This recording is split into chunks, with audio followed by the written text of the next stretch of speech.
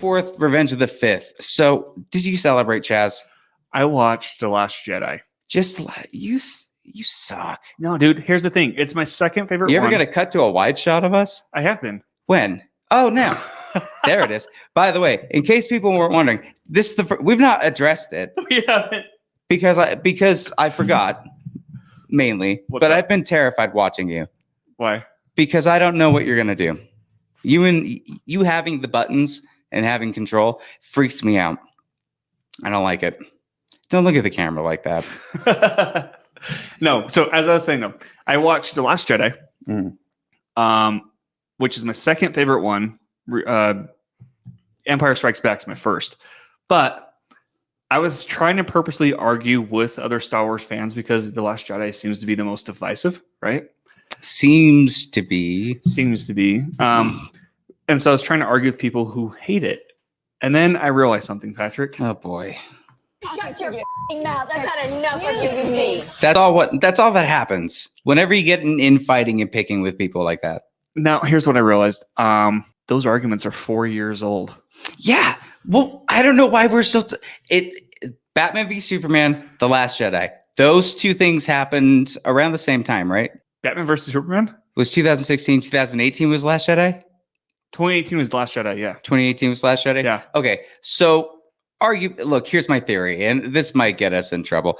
This all happened during a politically divisive season as well, correct? Both these movies. They came out during politically divisive seasons. Yes. Especially when it came to what one side would deem as progressivism and one side would deem as like the counter cancel culture or shoving stuff down my throats and that kind of stuff. I think that bled into movies. And I think Batman v Superman was the first one. And I think The Last Jedi went from there. So was BVS, was that the cancel one or? Well, BVS, first of all, the story was just incoherent and crazy. Like it took a long time for people to get the ultimate cut and be like, oh, that's what he was talking. Okay, that's where we were. Right. But with The Last Jedi, it was its own cohesive thing. It was out there ready to go. So Warner Brothers and all that stuff, it's a whole minefield of stuff. Maybe only with The Last Jedi, I mean. But the discourse, it changed. There's no arguing that. But do you feel the like discourse has gotten way more heated? Yes, it has been. Here's the thing, too. I think Star Wars was the start. I want to talk about murder. No, get out of Star Wars. I don't want to talk about Star Wars anymore. Oh, yeah, it's May the 4th. Whoops. That's what I'm saying. Whoops. No, here's the thing, though. I feel like Star Wars was the start of like the toxic fandom, like when we actually really saw it surface, like to that level. Now we're actually seeing it with DC and Marvel, and now it's just like anything that has a huge fandom like that is considered toxic. Well, I want to talk about the fun stuff that I did because you were just a piece of shit to everybody. What's the fun stuff you did? My God, he's sitting here being a jerk to people, and I'm like, no. I want the stuff. I'm watching the stuff. I'm feeling it. Ooh, that's some good. Absolutely. So what's the movie you start with to celebrate? So I always start with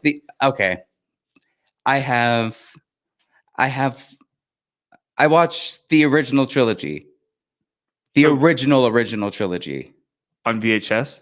The unaltered original trilogy. How do you watch it on VHS, good friend. Do you actually have VHS? I watch them. Are you serious? I watch the OG because I want to watch the original stuff, and I don't want to get bogged down by the crazy, did Han shoot first, and Darth Vader actually saying no at the end. I love George Lucas for what he did with the special editions for certain stuff. Like Cloud City looks amazing in the special edition. They added more stuff to look like a skylight. There was views. There's windows. There's tons of stuff with that. Or like little more special effects when it came to the X-Wings during the space fights and stuff. Looked much better. Him bringing in the weird stepping on Jabba's tail. That was weird in A New Hope.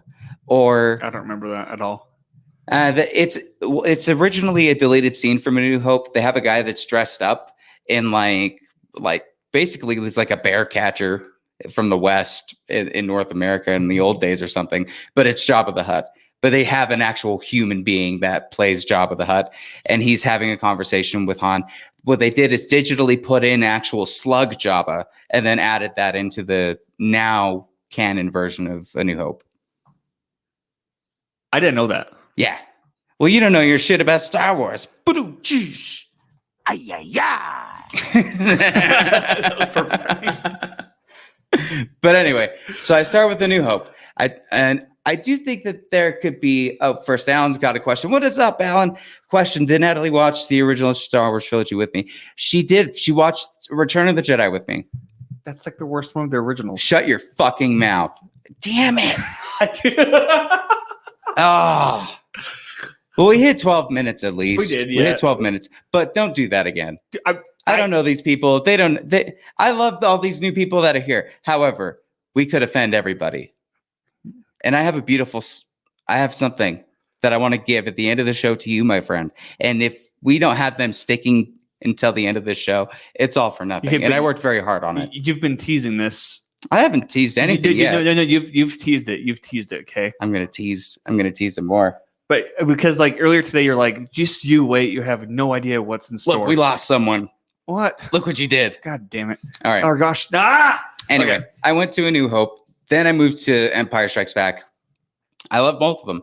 Return of the Jedi is my favorite because I love the conclusivity of it. I love how they were able to really like make the relationship between Vader and Luke Skywalker pay off.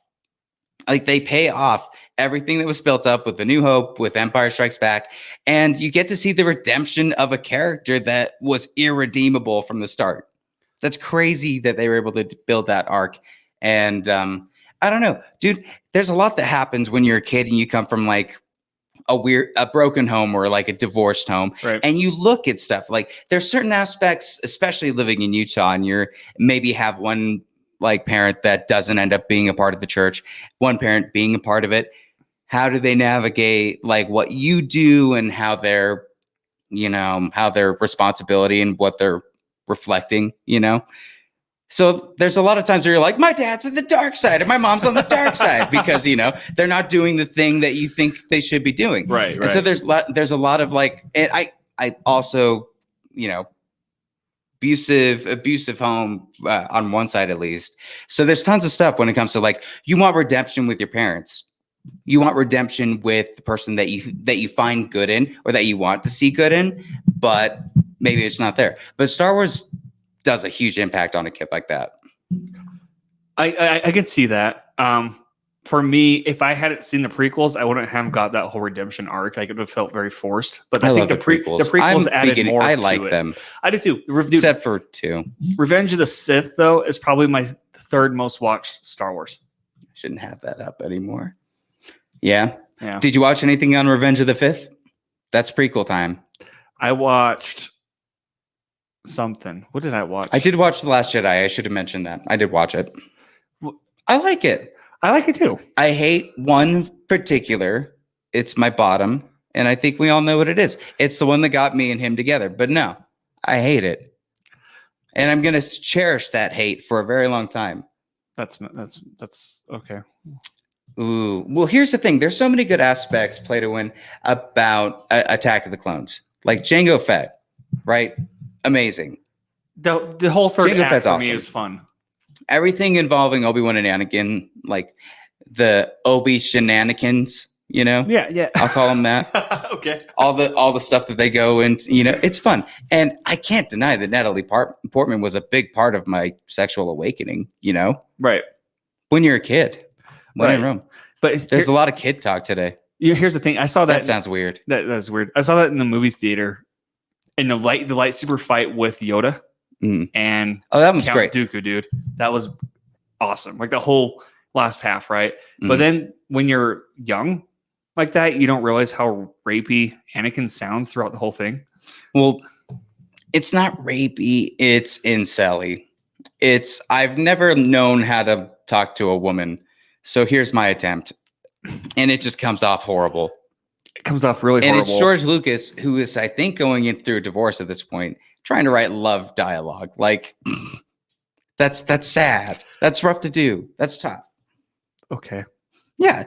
Well, I guess that's our coverage of this. Let us know what you did on May the 4th or Revenge of the 5th.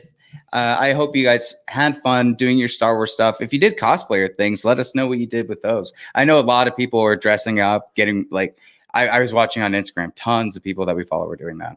I want the lightsaber for Kylo Ren, to be hanging on my wall. Like, I think he has the coolest looking lightsaber next to Darth Maul. Mm-hmm. It's true. Yeah. It's also true. Every time we watch a movie from a childhood, I explain how an actress was part of my sexual awakening. I can't believe she blocked who she was. It's crazy. We know who she is, but she's choosing to be anonymous. That's insane. All right. I see how it is. I don't know. Let's move over to